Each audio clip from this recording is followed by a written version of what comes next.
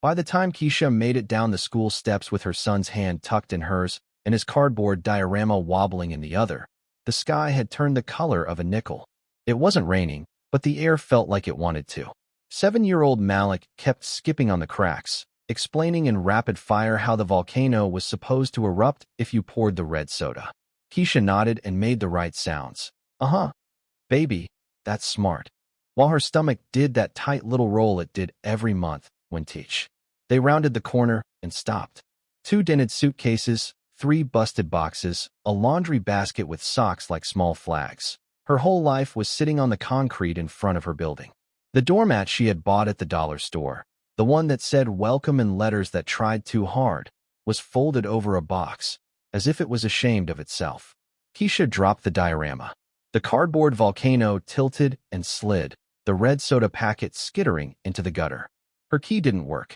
The lock was new, shinier metal with a meaner face. She knocked, and the sound came back empty. The door opened from the inside, and Mr. Harlan filled it. He was pale like old paper and big like a refrigerator, scalp shining where hair used to be. His mouth was already shaped like the word no. I told you, he said, voice loud enough for the hallway to hear. 3 notices. You don't pay, you don't stay. He looked down at Malik like he was an inconvenience on the floor. I left you a partial. Keisha started, palms up, as if hands could explain a bank account. He laughed without smiling. Partial ain't rent. This ain't charity. Try the shelter. Try your people. Not my problem. Then, lower, the kind of words that come with a glance over a shoulder. Not your kind. Not in my building. Go back to wherever. He didn't say the slur, but he threw the tone like a brick. Keisha felt the heat rise in her face, the old anger she had learned to keep on a leash curling at the end of it. Please, she said, because there is a point past pride where you try every door. Give me until Friday. I have a double shift. Door's not yours, he said, and closed it on her sentence. Malik was quiet, which scared her more than any yelling. Mom, he asked at last, are we moving? Keisha looked at the boxes and the sidewalk and the sky that still hadn't decided what kind of day it wanted to be, and said the truest thing she could find. For a little while, baby, she said. But I got you. They took what they could carry. Keisha tied 2 grocery bags into loops and slung them over her shoulders like a backpack, balanced the suitcases in a wobbling stack, tucked Malik's diorama back on top as a flag of normal. She left behind the busted lamp and the cooking pot with the burned bottom because even grief has weight limits. People stepped around them because stepping through would mean making eye contact, and eye contact is the start of a story, and everyone was tired. By dusk, they were sitting on a bus bench under an ad that promised credit fix in 3 easy steps. Step 1 did not include having a landlord who changed the locks. Malik leaned against her, warm and small and too quiet. She counted quarters. She calculated bathrooms. The diner had a manager who looked the other way with staff, and she could probably wash up there, but Malik would need a sink that didn't smell like bleach and a place to sleep that wasn't a lap. She called the number the school social worker had given her in a tone that said, I'm not judging you. I'm just writing things down. After 4 transfers and 1 long hold with flute music, a woman said there were no beds for families tonight. But if Keisha could make it to the intake center by 7 in the morning, they might get on a list. The woman said might like it was a donation. They passed the first night in the emergency room waiting area 2 neighborhoods over. Keisha knew the trick. You sit near the vending machines so the security guard thinks you're buying something any minute now. You drape a jacket over the sleeping child, so he looks like a nap and not a night. You pretend you don't hear other people's sorrow. She texted her manager that she had a situation. Promised she'd cover 2 doubles to make up the shift. Her phone battery turned red and then stubborn. At 3 in the morning, Malik woke up and said he was thirsty. She bought the cheapest bottle and watched him tilt his head back like he was willing to drink the whole night down if it would help. We're okay, she said. He nodded like little boys do when they decide to trust the person they love most even against the evidence. He put his small hand over her heart and fell asleep like that, as if he could keep the machine running by touch. The intake center was a building that had been something else once, and it still remembered how to be tired. The waiting room chairs were bolted to the floor like little blue boats in a sea of linoleum. A TV in the corner played cartoons without sound. Keisha filled out forms while Malik colored on the back of one with a pen she'd stolen from the front desk. Name, date of birth, last known address. Income sources, emergency contacts. What she wrote and what her life felt like didn't know each other. The worker who called her name had a voice that talked to her and a computer screen that didn't. You have proof of eviction? She asked, without looking up. He changed the locks, Keisha said. My stuff's on the sidewalk. That's not a legal eviction, the worker said, which would have been comforting if it came with a key. Do you want to file a complaint? Keisha imagined the time it would take, the forms, the hearings, the calendar expanding like a bad promise. I want a bed, she said, and heard the bone in her own voice. Tonight we're full, the worker said, but I can get you a voucher for 3 nights in a family motel over on Bright Street. After that, you'll need to check back every morning. She printed the paper like a magic trick and pushed it across the desk. Keisha took it like it could burn. The motel smelled like old air and new cleaning product. The blanket had that sheen that means it can survive anything. Malik bounced once on the mattress and declared it springy. Keisha let him. She took a shower so hot it felt like apology and then stood at the sink with her phone plugged into the only outlet that didn't spark and made a list. Call legal aid. Talk to Ms. Alvarez at school. Ask for more hours at the diner. See if the dentist's office could use an evening shift too. She would stitch TH. At the school the next day, Ms. Alvarez met her at the front office with the kind of hug that has rules. Short, side-on, professional. I'm glad you came to me, she said. Malik's been a little quiet. Keisha said he was fine, because mothers learn that word early and use it often. Ms. Alvarez said there was a program that could put Malik in aftercare for free so Keisha could work the dinner shift without paying a teenager to watch him. Keisha nodded so hard her neck hurt. Legal aid said what the intake worker had said, but with more citations. Lockouts are illegal. The attorney, a man with a soft tie and tired eyes, explained over a plastic conference table. We can file an emergency order to restore you to the apartment. It takes a judge. It takes a day or 3. But we'll do it. Keisha didn't quite understand the part where something could be illegal and still be done to you until you knew the right acronym. The attorney asked her to write what happened. She did. The diner gave her 2 doubles and an overnight. Sleep became something she charged to a card she wasn't sure would be accepted. Malik's aftercare helped, but the late nights didn't. Ms. Alvarez arranged for a volunteer to sit with him in the school library until 9 on the days Keisha worked overnight. A retired woman with a voice like a lullaby read him a book about a kid scientist who turned soda into rockets. Malik colored a rocket red and said he wanted to name it apartment. On her second double, Keisha spilled coffee on a man in a brown suit who wouldn't forgive humans for being human. You people, he said, and left a tract instead of a tip, a list of ways to improve one's outlook. She folded it into a perfect square and dropped it in the trash without looking at the back. In the bathroom, she pressed cold water to her eyes until the sting receded. She counted the cash in her apron pocket 3 times before she believed it. It wasn't enough, and it was everything. She bowed. On Bright Street, a family in the next room fought in a language Keisha didn't know.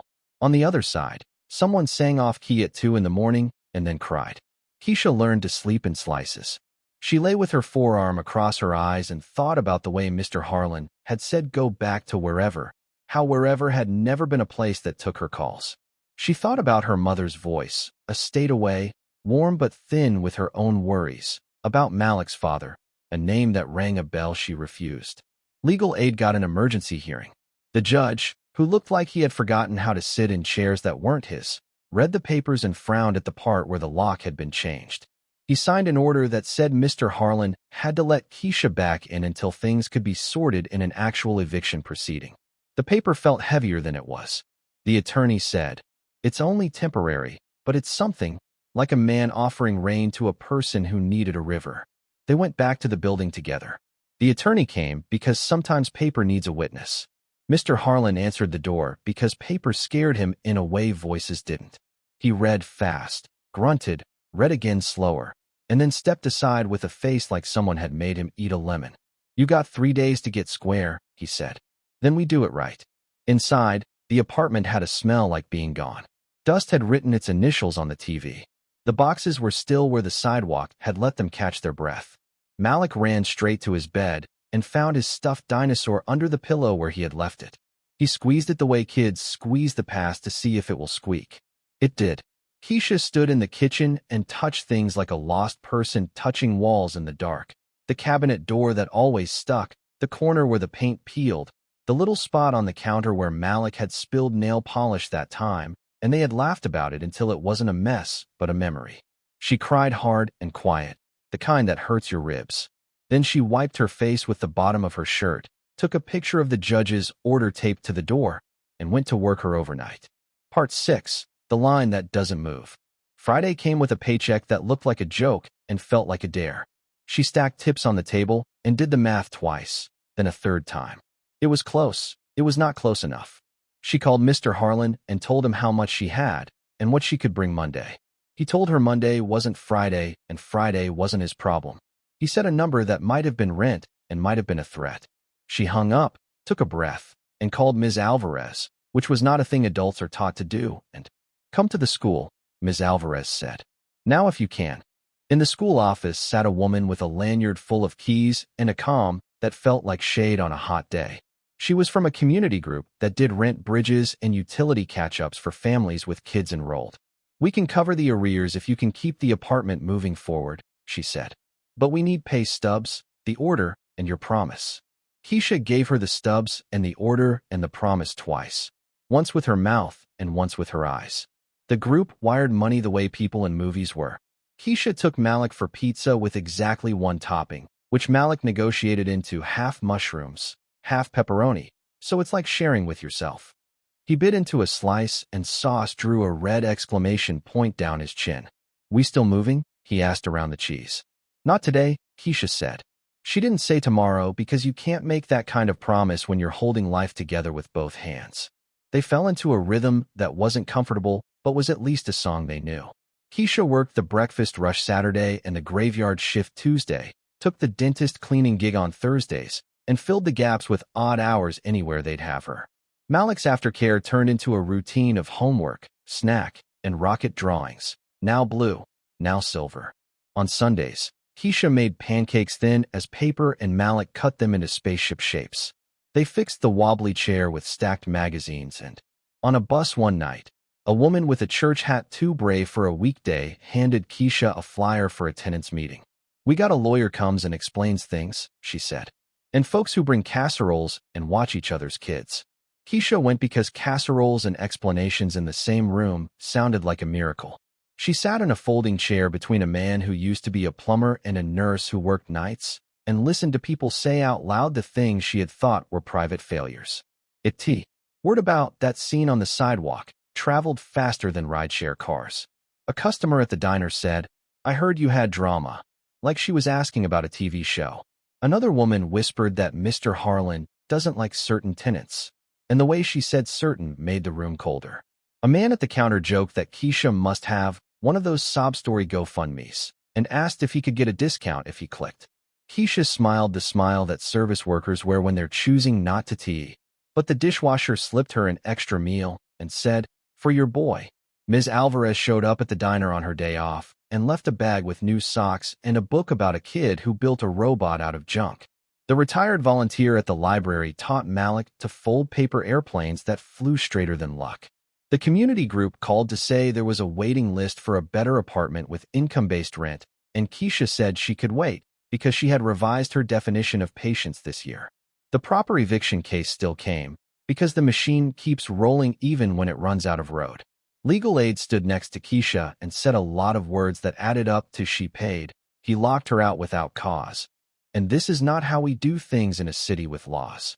Mr. Harlan arrived in a shirt with buttons that looked like they wanted to escape and said, "I have a business to run, 3 different ways." The judge, who this time looked like someone's aunt with a headache, listened a long time and, outside the courtroom, Mr. Harlan said nothing. He stared at a point over Keisha's shoulder like the past was there. Keisha did not stare back. She had a shift to make. The call about the new apartment came on a Tuesday that did not seem special at first. 2 bedrooms, the woman said. 3rd floor walk-up, laundry in the basement, heat included, rent capped at 30% of income. It's not fancy. It's stable. Keisha sat down in the break room, between a box of plastic cutlery and a stack of napkins, and cried the kind of tears that taste like relief more than sorrow. They moved on a Saturday with the help of the tenants group, which was to say with a borrowed pickup, 3 strong teenagers, and 2 casseroles that could feed an army. Malik chose the corner of their new living room for his rockets. Keisha put the judge's old order in the back of a drawer because she didn't need it on the fridge anymore. On the first night, the radiator clicked like a polite metronome, and the window showed a slice of sky that looked like possibility. On Sunday, Malik asked if they could bake a cake.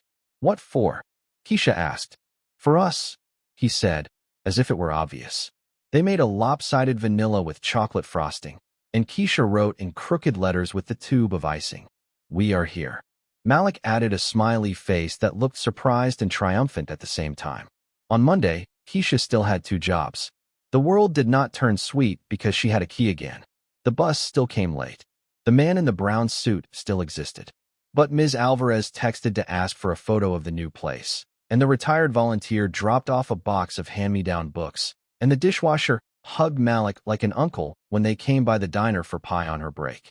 And when Keisha turned the lock on her own door that night, the latch caught. The sound was small. It was everything.